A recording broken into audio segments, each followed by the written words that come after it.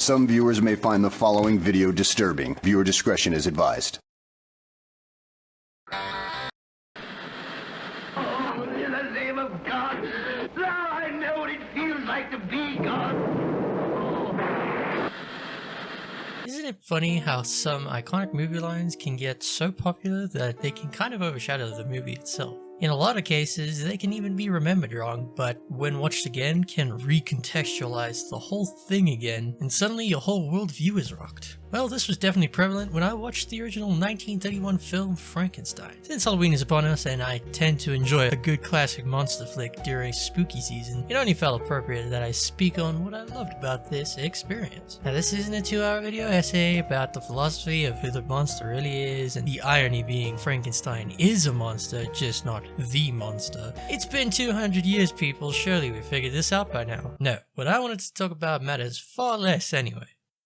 It's probably obvious, but Frankenstein's monster had many looks, some demonstrably iconic, and others that missed the mark a bit. So what makes the monster? I mean, the walking mass of body parts, not the med school dropout with a god complex. Well, for time's sake, and to keep it simple, I picked a few of my favorites and went with it. We will not be critiquing films today.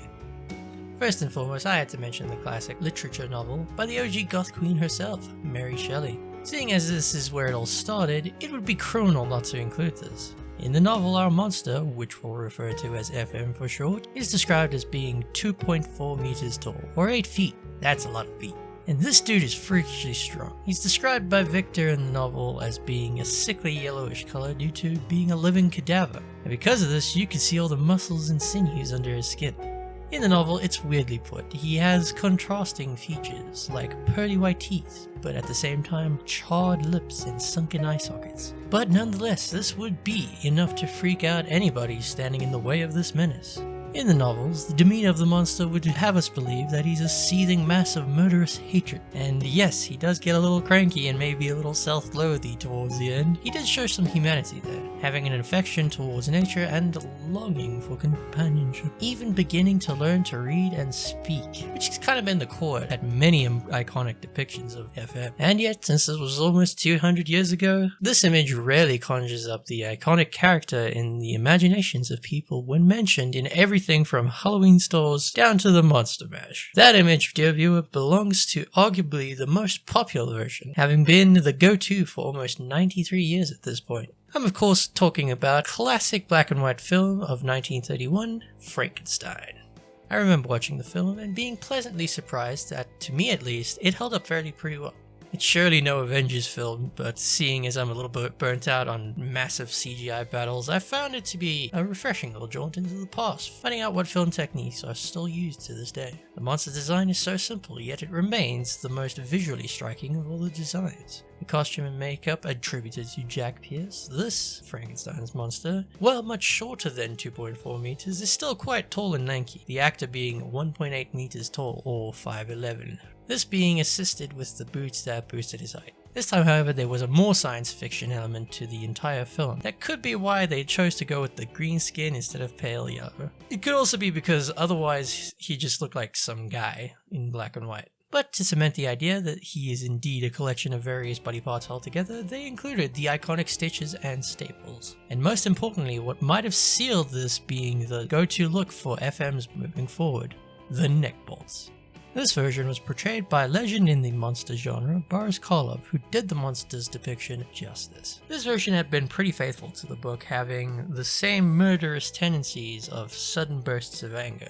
But where there was a more self-loathing aspect in the book monster, this time he had almost a sense of introspection and, dare I say, existential dread. It's in this film that I found that little bit of context that changed my perspective on the film. See, I was like most people, only knew about Frankenstein from popular culture, specifically through the scene, and assumed that that was all there was. A mad scientist creates an unspeakable horror only for it to end in horrible death.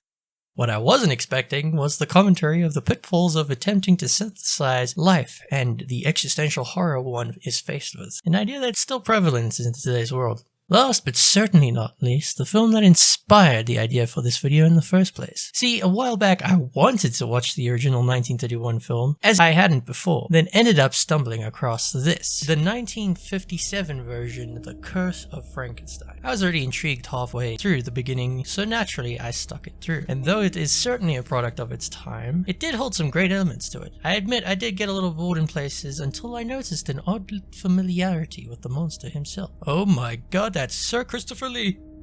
Which, if you didn't know, is a certified badass.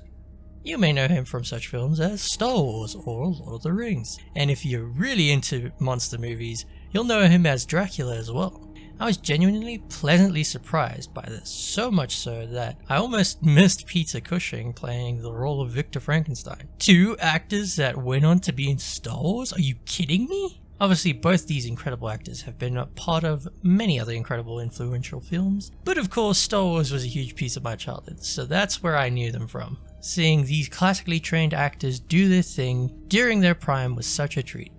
So once I was locked in and still found that I enjoyed the film quite a bit, one thing I immediately gravitated towards was the look and feel of the overall film, with its mix of Victorian and sci-fi inspired set design. The 1930s film is a pretty relevant influence in goth culture. I mean, it's almost a given at this point, but I gotta say, this film had some really gothic vibes overall. Just look at the design of the monster himself. This version of FM sports similar features to the Green Giant of the 30s, but also has subtle nods to the book version as well. And this FM is no exception to the tall description. I mean, Christopher Lee is a whopping 1.92 meters. That's about 6'5", making for the perfect stature, giving off that menacing and undoubtedly intimidating feel. This version, however, left out the neck bolts, this time opting for hand restraints. Some of the most prominent features are the gnarly facial scars, medical staples, and of course, that gruesome right eye. The demeanor of this FM being way more murderous and seething with rage than our lovable 1930s version. Luckily, however, I feel like this was their intention. This is of course a horror film at its core, and so the 15-year-old edgelord deep down inside of me couldn't help but love the darker, more intimidating feel. Well, that pretty much sums up my top favorite monster designs for the Frankenstein that we all know and love. I can't just end it off without some honorable mentions that have the Frankenstein vibe, but aren't necessarily the monster from the book.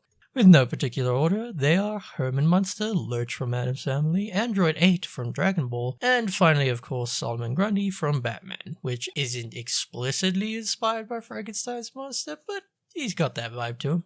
And with that, dear viewers, I conclude my whole video yapping about my favorite Halloween mascot. Have a good Halloween this year. It might just be your last.